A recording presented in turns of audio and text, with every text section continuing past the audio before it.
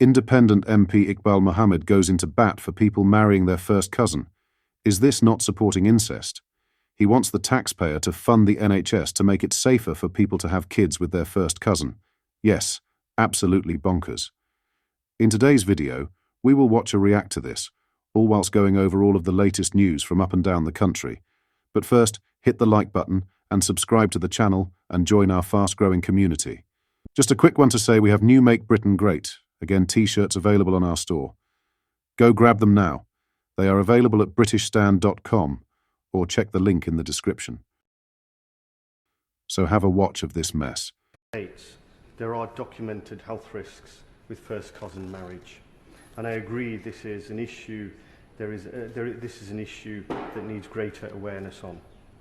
Virginity testing, forced marriages, and the freedom of women must be forced marriage must be prevented, and the freedom of women must be protected at all times.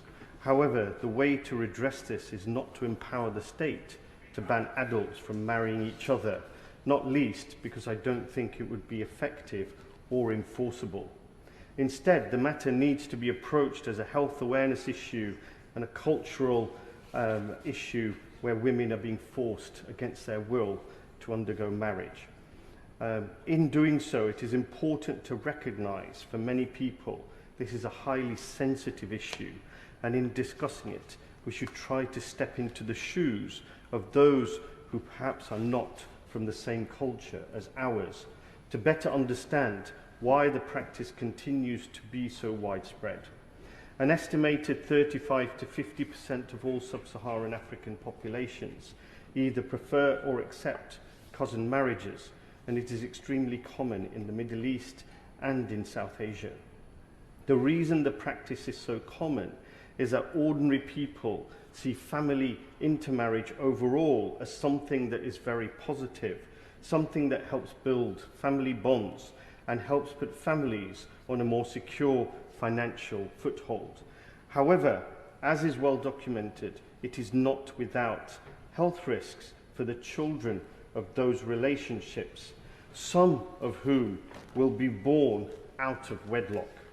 Instead of stigmatizing those who are in cousin marriages or those inclined to be, a much more positive approach would be to facilitate advanced genetic test screening for prospective married couples, as is the case in all Arab countries in the Persian Gulf, and more generally to run health education programs targeting those communities where the practice is most common.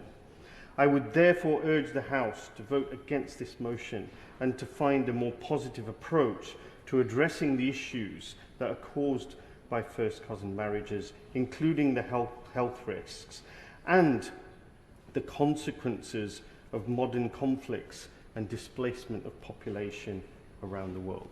Thank you. What are your thoughts on this? Let me know in the comments. In other news, the Society of Motor Manufacturers and Traders, SMMT, has called on the Chancellor to reconsider plans that would introduce major car tax changes next year.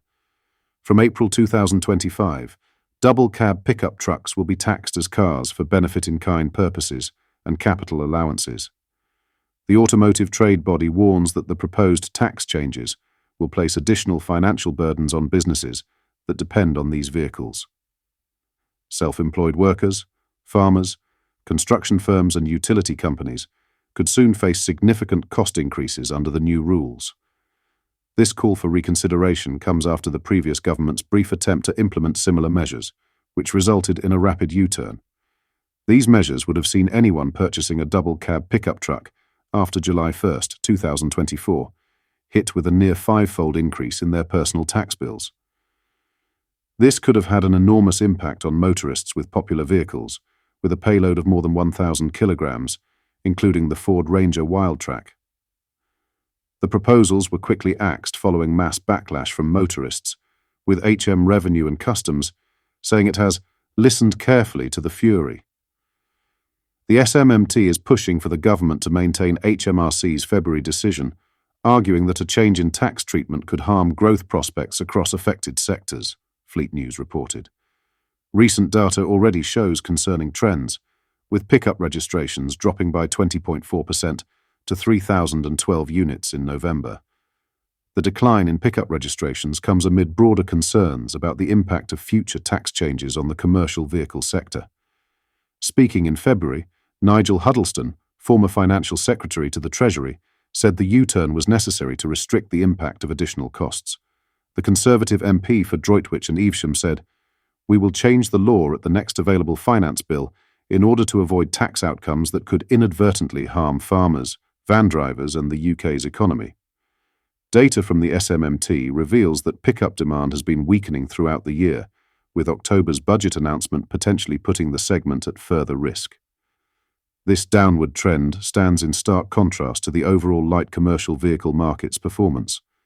The trade body's concerns reflect wider industry anxieties about additional cost pressures during a challenging economic period. Despite concerns in the pickup segment, the broader light commercial vehicle market showed strong performance, marking its fourth consecutive month of growth. SMMT Chief Executive Mike Hawes said, "Britain's appetite for zero-emission vans continues to lag behind government ambition, however, and market share this year is heading in the wrong direction." Lastly, Prince Harry's new Netflix documentary series about polo has erased the royal family, royal reporter Sarah Louise Robertson has claimed. In an interview with the media, the royal expert explained that the new documentary excluded any mention of the royal family's deep-rooted connection to the sport, despite their decades-long involvement. The five-part series, which launched on Netflix today, focuses primarily on elite players competing in the US Open Polo Championship in Florida. Speaking on the news, host Andrew Pierce explained, "There's a big gap in this, because of course polo is the favourite sport of Prince William, and he isn't appearing in the documentary because he's not speaking to his brother. I mean, you can't do a polo documentary, frankly, about Prince Harry, if you don't include the British royal family in it, because they've been playing polo for decades." Sarah agreed. "There is no mention of them whatsoever. It's almost like Harry's just erased how he got into the game in this." "That's very interesting. He's focusing solely on playing polo, where he is now in the United States, and also when he plays for the charity over in Africa. It's like he's just eliminated that history." She added that Harry was also noticeably absent from a lot of the show. If Harry fans are expecting to see another Heart of the Invictus, or their first Netflix documentary where he's taking a starring role, they will sadly be disappointed. Harry appears for just 5 seconds in the opening credits of the first episode, asking Adolfo Cambiaso about playing against his son. This conversation is later revisited in more detail during the 5th and final episode of the series. The documentary marks the Sussexes' 4th Netflix project, following their previous releases of Heart of Invictus, Live to Lead, and their controversial Harry and Meghan series. What are your thoughts on what we discussed in today's video? Let me know down in the comments section below. If you've not yet already, make sure you do drop a like on this video and subscribe to the channel for more British content. Thank you, take care, goodbye.